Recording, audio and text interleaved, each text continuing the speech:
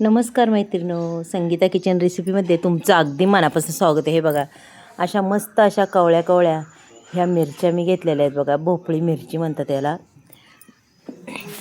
अगदीच लांबड्या लांबड्या. आणि आता आपल्याला ह्या मिरच्या पहा अशा अशा पद्धतीने मैत्रिणो कट करायच्यात. आता ह्या मिरच्या तुम्ही बऱ्याच वेगवेगळ्या प्रकारच्या बनवित असन, कशा बनवता, पण आज तुम्ही माझी पद्धत पहा कशी येते.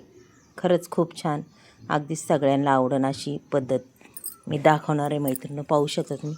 आता इथं अशा पद्धतीने पूर्ण मिरच्यांना वरून मी कट मारून घेणार आहे बघा. हे बघा, अशा पद्धतीने संपूर्ण मिरच्यांना आपल्याला कट मारून घ्यायचं आहे बरं का. आणि मिरची ही खरंच तुम्हाला आज मी खूप वेगळी दाखवणार आहे, की अक्षरशः तुम्हाला ती आवडण अशी वेगळी दाखवणार आहे. कारण की आपण दरवेळेस तशी जर करायची म्हणलं ना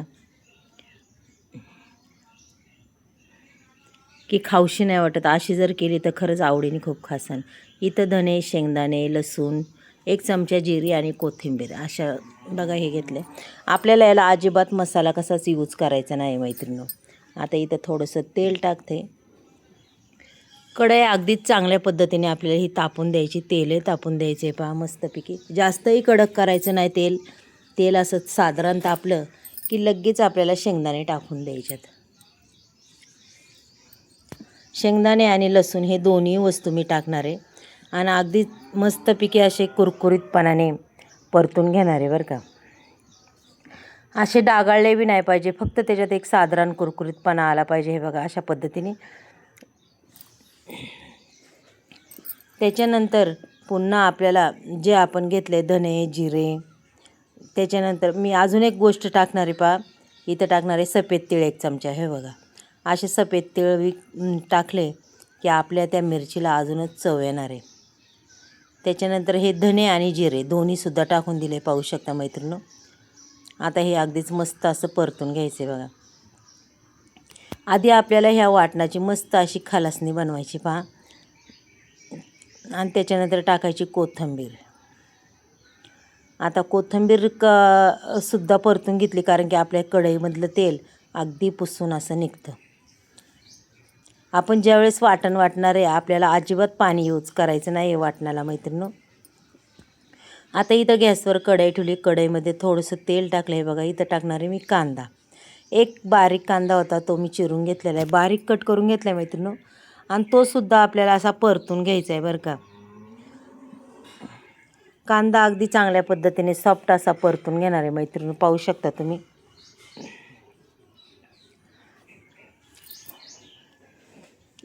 कांद्याने अगदीच आपल्या मिरचीला अजूनच चव येणार आहे. त्याच्यानंतर मी टाकणार आहे याच्यात थोडीशी अगदीच नकळत हळद. हे बघा, थोडीशी हळद टाकलेली आहे, फक्त रंग येण्यापुरतं. आणि अगदीच नकळत थोडासा गरम मसाला टाकणार आहे, जास्त काही टाकणार नाही मैत्रिणी, पाहू शकता तुम्ही.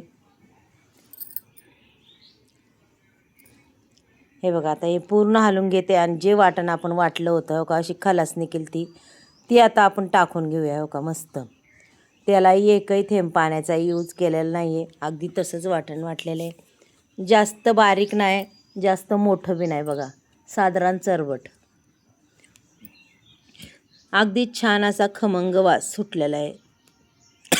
मसाला एवढा मस्त अप्रतिम झालेला आहे तो, आणि त्याचा वासही खूप सुंदर सुटला आहे पहा.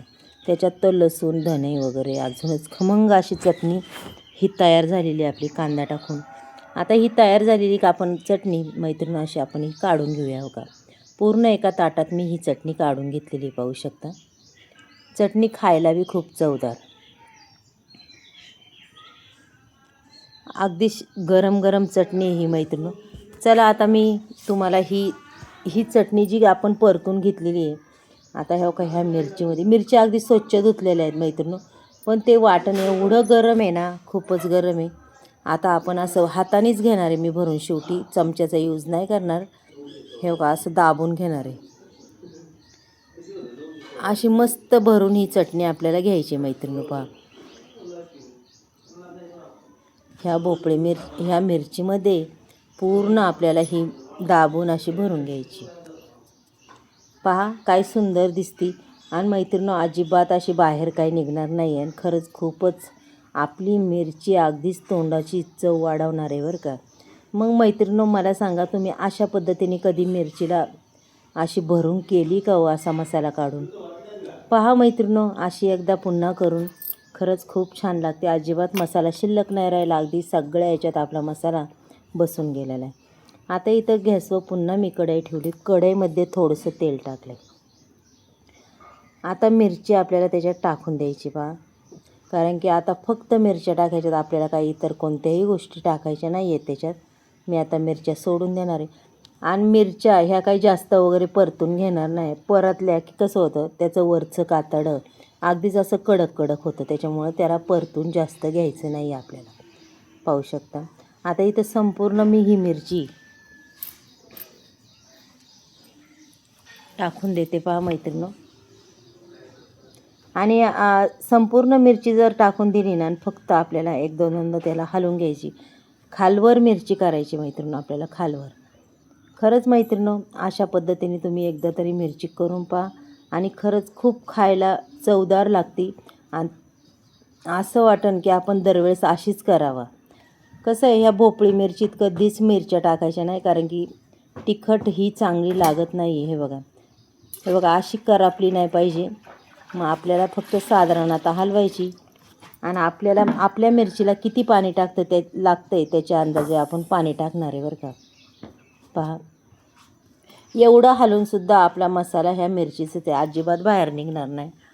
आणि तुम्हाला सांगते, हे बघा आता इथं मी पाणी ओतले पहा. इथं मी अर्धा ग्लास पाणी ओतणार आहे मैत्रिणी. आणि अर्धा ग्लास पाणी ओतून अगदीच गॅस आपला हा एकदम लहान करायचा आणि झाकण ठेवून द्यायचं आहे बघा. अगदी 5-1 मिनटात आपली मिरची अगदी छान अशी आपण एकदा चेक करूया. अगदीच मऊसूत शिजून निघन, पण शक्यतो आधी चेक करूया, कारण की 1-2दा आपल्याला चेक करायला. हे बघा आता मिरची अजून थोडी कच्चीच आहे बरं का, थोडीशी. आपण तरीही मी एकदा खालवर मैत्रिणी करते, कारण की आपण कोणतीही भाजी टाकली शिजायला की आपल्याला चेक करायच लागते, एकदा खालवर बघायच लागते.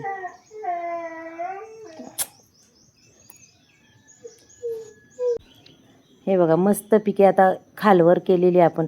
आता आपण पुन्हा 2 मिनटं झाकण ठेवूया. 2 मिनटांनी आपली मिरच्या झाल्यात का काय पुन्हा आपल्याला बघायचं. मैत्रिणी, मिरच्या अगदी छान अशा मऊसूत झालेल्या आहेत, पाहू शकता. आणि तेलसुद्धा बघा. आता तुम्ही म्हणसाल खूप तेल आहे, पण नाही, हे तेल आपण पुन्हा दुसऱ्या कालवणाला यूज करू शकतो. कारण की तेल थोडं जास्त झाल्यामुळं मी आता मिरची काढून घेणार. मिरची आपली अगदीच रेडी झाली आणि ते तेल एका वाटीत ओतून ठेवणार आहे, की आपल्या पुढच्या कालवणाला अगदीच उपयोगी पडेल. कारण की खाली हे तेल साचलेलं आहे, पाहू शकता. पहा मैत्रिणो, तुम्हाला आजचा व्हिडिओ जर आवडला तर नक्कीच एक लाईक, एक सबस्क्राईब करा. तुम्ही कुठून बोलता, कोणत्या गावातून बोलता, नक्कीच मला सांगा. आणि तुम्हाला माझे व्हिडिओ कसे वाटतात ते बी सांगा.